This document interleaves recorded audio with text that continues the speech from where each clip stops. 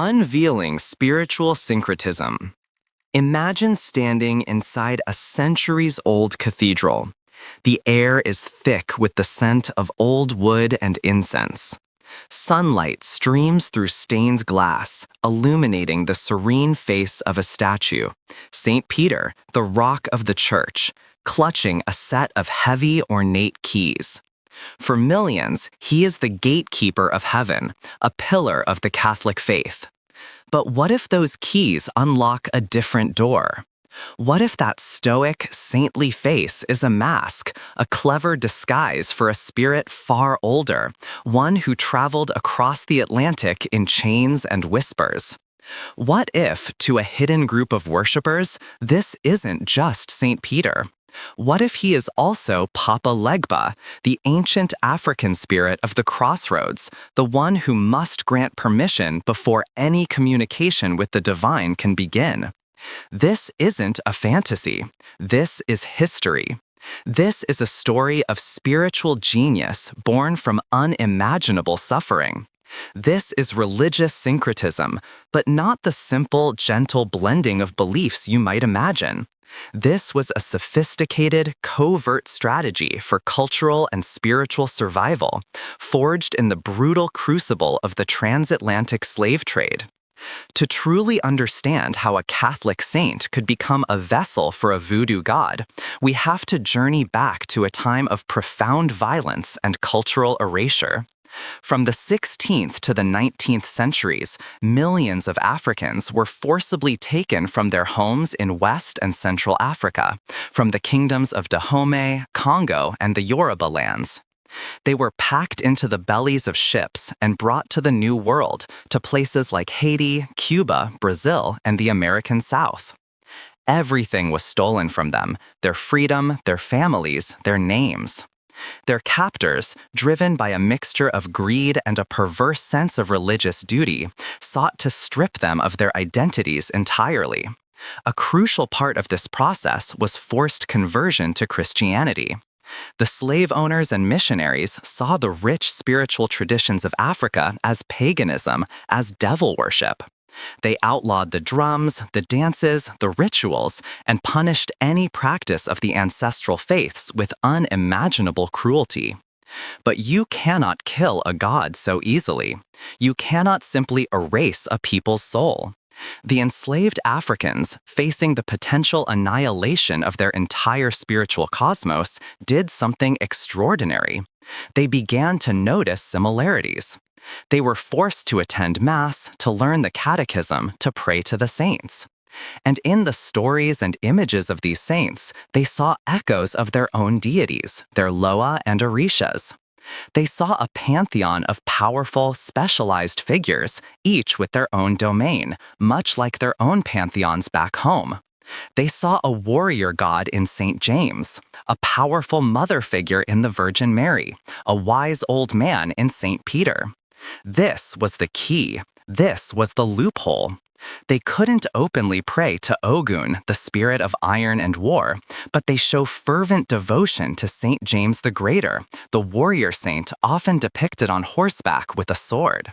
They couldn't call upon Damballa, the great serpent of creation, but they venerate St. Patrick, the man famously associated with snakes. This was not a betrayal of their own beliefs. It was a brilliant act of subversion. The Catholic saints became the public faces, the acceptable masks for their forbidden gods. This allowed them to continue their traditions right under the noses of their oppressors. An altar in a slave cabin might look to the master's eye like a perfectly pious display of Catholic iconography. But to the initiated, every element had a double meaning. The color of a candle, the type of flower, the food offering left at the base of a statue, it was all part of a secret language of faith. A prayer recited in French or Spanish to a saint was, in their hearts and minds, a direct line to a Loa. This duality allowed their spiritual traditions not only to survive, but to evolve, creating new, uniquely Afro-Caribbean religions like Haitian Vodou, Cuban Santeria, and Brazilian Candomblé. It's crucial to understand that this wasn't about replacing their gods with saints. It was about hiding them in plain sight. The Loa were still the Loa. Their power, their personalities, their essence remained unchanged. The saints were simply the doorways through which they could be reached in a hostile world. This act of syncretism is a profound testament to human resilience. It demonstrates how a culture, under the most extreme pressure imaginable, can refuse to die. It shows how faith can become a form of resistance, a secret fortress of identity that no chains can break. The gods were not lost. They simply went undercover, wearing the faces of saints as a disguise, waiting for the day they could be worshipped freely again. The story of voodoo is not one of darkness and evil as it's so often portrayed, but one of incredible strength, ingenuity, and an unbreakable connection to the divine. And the clues to this incredible story are still there, hidden in the iconography of churches and the rituals of believers all across the Americas.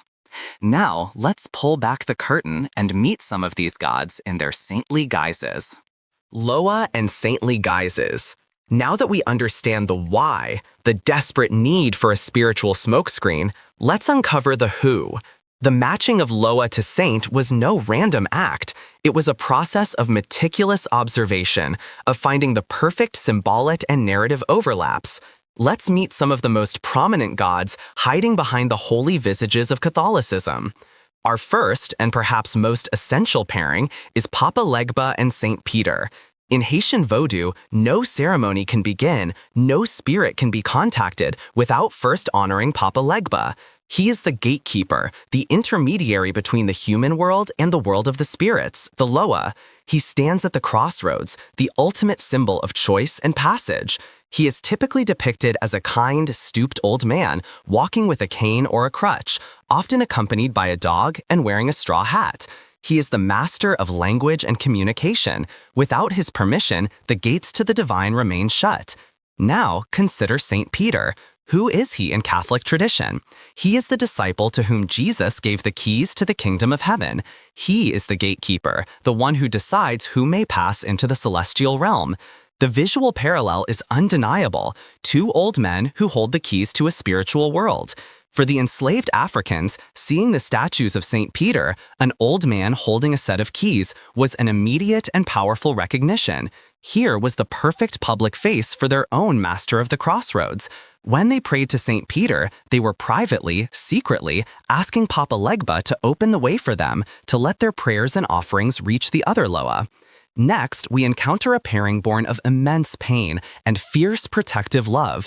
Ursuli Dantor and Mater Dolorosa, or Our Lady of Sorrows. Ursuli Dantor is one of the most powerful and revered Loa in the Vodou pantheon. She is a Tijan Loa, a spirit forged in the rage and pain of the Haitian Revolution. She is a warrior, a single mother, and a fierce protector of women and children, especially those who have been abused. She is often depicted as a dark-skinned woman with tribal scars on her cheek, holding her child. She is a symbol of motherhood, but not a soft, gentle one. Hers is a motherhood of sacrifice, rage, and survival. She is a mute spirit. Her tongue was cut out, as the story goes, so she could not reveal the secrets of the revolution. Her pain is her power. Now look at the Catholic image of Our Lady of Sorrows. It is the Virgin Mary, heart pierced by 7 daggers, representing the 7 great sorrows of her life, chief among them the crucifixion of her son. She embodies maternal suffering on an epic scale. For the enslaved women of Haiti, this image was a profound mirror of their own agony, their children sold away, their bodies violated, their spirits crushed. In Mary's pierced heart, they saw the silent, screaming rage of Ursuli Dantor. The famous Black Madonna of Czestochowa, a Polish icon with 2 scars on her cheek, became a particularly popular representation of Dantor, making the connection even more explicit. Praying to this sorrowful mother was a way to call upon their own warrior mother, the one who understood their suffering and would fight for them. From protection, we turn to power and conflict with the formidable pairing of Ogun and St. James the Greater. Ogun is a Yoruba Orisha and a major Loa in Vodou. He is the spirit of iron, technology, and war. He is the divine blacksmith who forged the tools that built civilization, but also the weapons that wage war. His domain is anything involving metal: the farmer's scythe, the surgeon's scalpel, the soldier's gun, the driver's car. He is a spirit of relentless drive, ambition, truth, and conflict. He is a powerful, aggressive, and sometimes volatile force. When the enslaved Yoruba and Fon people were introduced to the saints, they immediately saw Ogun in the figure of Santiago Matamoros, or Saint James the Moorslayer. This depiction shows Saint James as a conquering warrior, clad in armor, riding a powerful horse, and brandishing a sword as he tramples the enemies of Christendom. The irony is staggering. The enslaved Africans took a potent symbol of their own colonial oppression, a saint celebrated for military conquest, and used it as a mask for their own spirit of war and rebellion. By venerating the image of St. James, they could safely honor Ogun, channeling his power for their own struggles, whether for physical survival on the plantation or for the spiritual battles they faced every day. Finally, we have one of the most visually fascinating and spiritually profound connections: Damballa Wedo and St. Patrick. Damballa is one of the oldest and most revered Loa. He is the great serpent, the sky god who represents creation, wisdom, peace, and purity. Along with his wife, Aida Wedo, he is the cosmic serpent who encircles the world, holding it together. He is a benevolent, gentle spirit, often associated with the color white, with water, and with eggs, a symbol of life and fertility. He does not speak, but communicates through hissing sounds when he possesses a devotee. How could this primordial creator serpent possibly be hidden by a Catholic saint? The answer lies in a popular, though historically unfounded, legend. St. Patrick is famously credited with driving all the snakes out of Ireland. When the enslaved Africans heard this story, they had a brilliantly subversive interpretation. They didn't see a man who banished snakes, they saw a man who had ultimate power snakes. Who else could command all the serpents of a nation but the great serpent god himself? The image of St. Patrick standing amidst a multitude of snakes became for them a perfect depiction of Damballa's authority. By praying to the saint who controlled the snakes, they were in fact worshipping the great snake deity, the source of all life and wisdom, right in front of their masters. This incredible spiritual alchemy, this turning of poison into medicine, is the very heart of how the Loa survived. Block 3. Legacy and Modern Interpretations. The ingenious spiritual camouflage we've explored is not some dusty relic of history confined to the pages of academic books. It is a living, breathing, evolving legacy that continues to shape faith and culture across the Americas today. This syncretism wasn't a temporary fix. It became the very foundation of new, vibrant religions that are practiced by millions. Let's journey to the places where these hidden gods continue to thrive, often still in partnership with their saintly guises. In Haiti, the birthplace of Voodoo as we know it, the fusion is profound and visible everywhere. Walk into a Voodoo temple and you will see altars that are a dazzling testament to this dual heritage. A statue of St. Patrick might be draped in a white cloth for Damballa, with offerings of eggs placed before it. A chromolithograph of the Mater Dolorosa, her heart pierced with swords, will be honored as Urzili Dantor, perhaps with a sweet coffee or a strong liquor placed nearby as an offering. Voodoo ceremonies often blend Catholic prayers, like the Hail Mary or the Lord's Prayer recited in French Creole, with ancient African chants and the thunderous, complex rhythms of ceremonial drums that call the Loa to join the living. For many practitioners, there is no contradiction here. The saints and the Loa are two sides of the same coin, different languages to speak to the same divine forces that govern their lives. This vibrant legacy extends far beyond Haiti. Travel to New Orleans, and you'll find a unique expression of voodoo deeply interwoven with the city's Catholic and folk traditions. Here, the syncretism takes on a distinctly American flavor. Altars in spiritual shops and private homes will feature St. Peter next to a symbolic key for Papa Legba, or St. Michael the Archangel with his sword and scales standing in for a spirit of justice.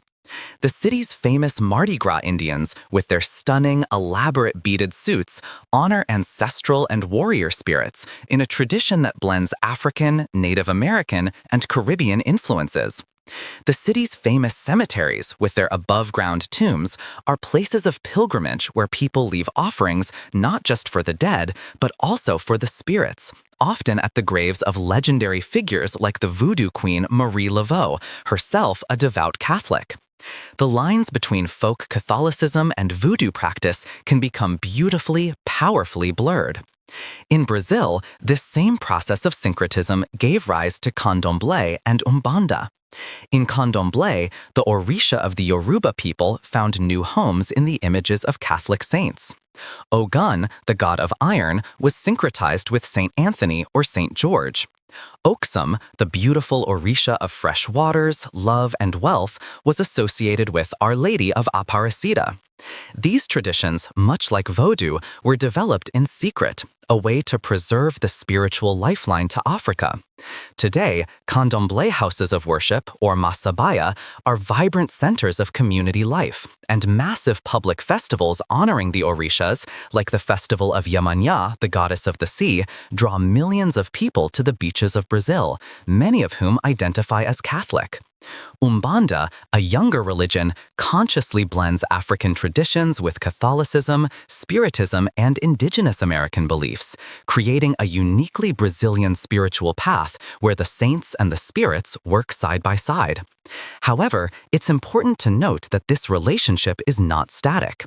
In recent decades, there has been a growing movement within these traditions towards re-Africanization, or a decolonizing of the faith. Some practitioners feel that the time for hiding is over. They argue that the Catholic masks, while once a necessary tool for survival, now obscure the true African nature of their deities. These groups advocate for shedding the saintly associations and worshipping the Loa and Orishas in their original forms, using their African names and iconography exclusively. This creates a dynamic and sometimes tense dialogue within the communities. Others maintain that the syncretism itself is now an inseparable part of their history and identity, a testament to the ingenuity and resilience of their ancestors. They see the fusion not as a colonial imposition, but as a victory, a symbol of how their culture absorbed and transformed the tools of the oppressor into something uniquely their own. Ultimately, the story of the Voodoo Gods and their saintly guises teaches us something profound about the nature of faith itself. It shows us that belief is not a rigid, brittle thing. It is fluid, adaptable, and incredibly tenacious. It reveals the universal human need to maintain a connection with the divine, the ancestors, and the very essence of one's culture, even in the face of annihilation. These hidden gods are a testament to a faith that refused to be extinguished. So, the next time you see a statue of a saint, look a little closer. Beyond the plaster and paint, you might just glimpse the face of an ancient spirit, a survivor who crossed an ocean and found a new home in a strange land, forever changing the spiritual landscape of our world.